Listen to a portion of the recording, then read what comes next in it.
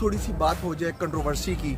बहुत से लोगों का ये ख्याल था, बहुत से पाकिस्तानी फैंस का, कि पाकिस्तान को जब एंडी पाइक्रॉफ्ट वाला मामला हुआ तो पाकिस्तान को सेफ एग्जिट ले लेना चाहिए था और ये एशिया कप नहीं खेलना चाहिए था, ताकि भारत को माली नुकसान भी होता और उन्हें पता लगता कि पाकिस्तान को साइड लाइन लगाने का इंजाम क्या है। लेकिन दोस्तों, ये इतना आसान नहीं है।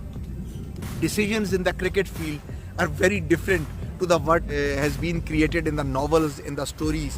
ऐसा करने से भारत का तो नहीं लेकिन पाकिस्तान का भी काफ़ी नुकसान होना था और पाकिस्तान इसको अफोर्ड नहीं कर सकता।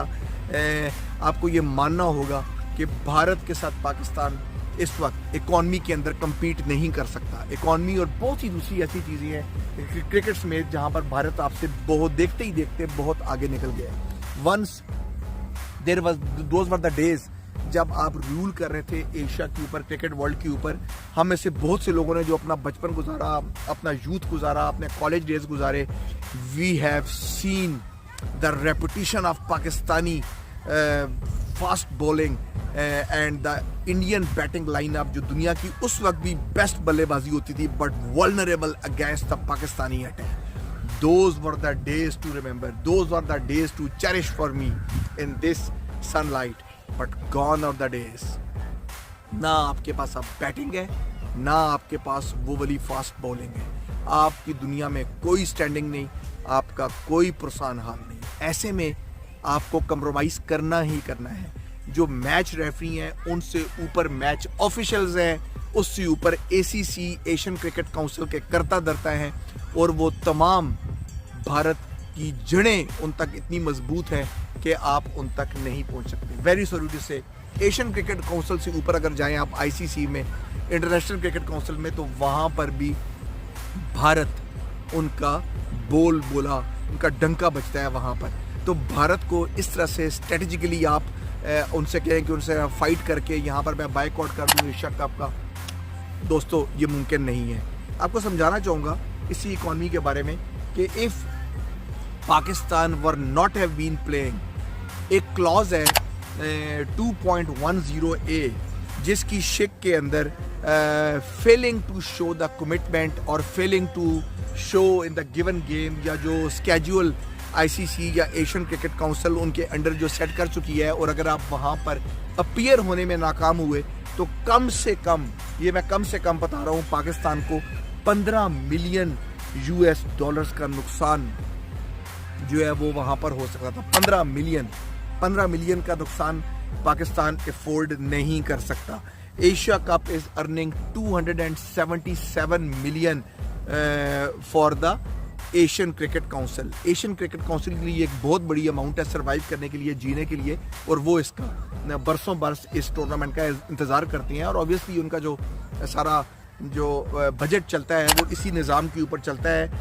उसमें तरीका वारदात ये होता है कि 15% शेयर्स आते हैं जो आपके प्रॉपर फुल टर्म मेंबर्स होती हैं।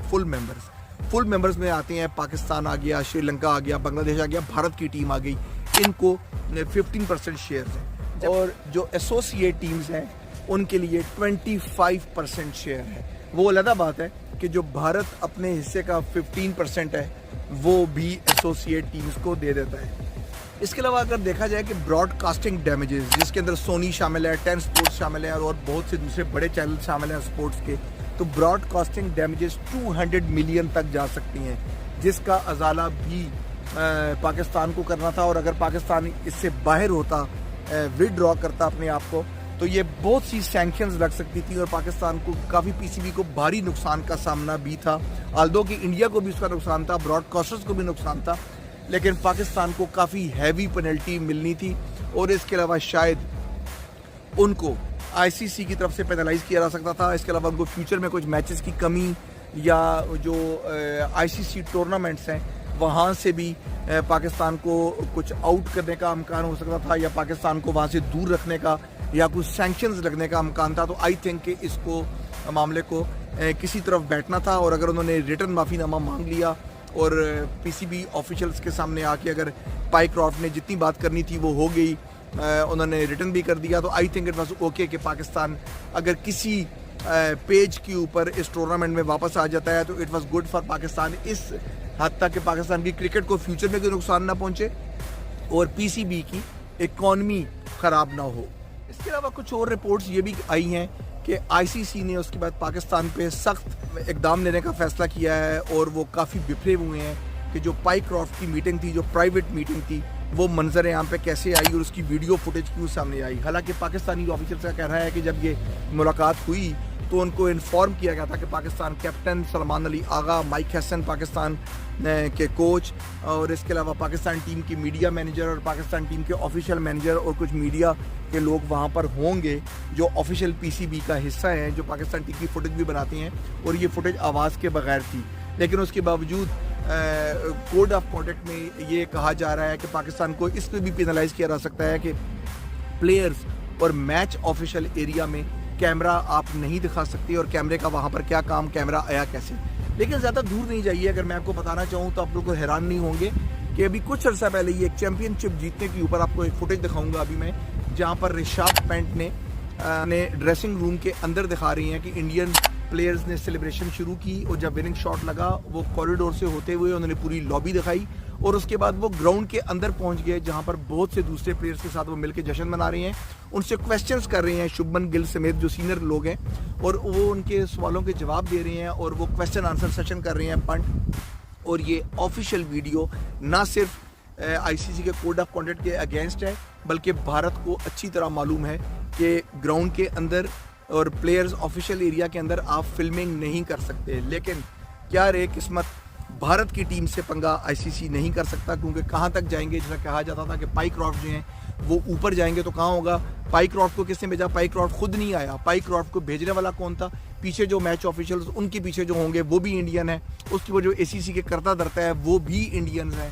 इसी तरह आईसीसी के मेम्बरान के अंदर भी वहाँ भी इंडियन लॉबी है। तो you can't avoid these guys at any cost. इसके अलावा प्रोग्राम के इख्तिताम पे आपको ये बताता चलूँ कि रमीज़ राजा ने बड़ा खुल के ये कहा है अपने एक टेलीविजन इंटरव्यू के अंदर कि पाइक्रॉफ्ट जो है वो ऑलमोस्ट एक इंडियन लॉबी का हिस्सा है। कोई भी बड़े मैचेस जहाँ पर रमीज़ राजा कहते हैं कि मैं कमेंट्री करता रहा 90 से ज़ायद मैचेस में जहाँ पर भारत खेलता है या फाइनल स्टेजेस में दाखिल होता है वहाँ पर मैच रेफरी एंटी पाइक्रॉफ्ट आते हैं। अभी जो रिसेंटली हारा हुआ अहमदाबाद का गेम है जहाँ पर रोहित शर्मा और पैट कमिंग्स टॉस के लिए आए थे, जो भारत 1 लाख तमाशाइयों के सामने अपने घर में हार गया, उस मैच के मैच रेफरी भी पाइक्रॉफ्ट थे।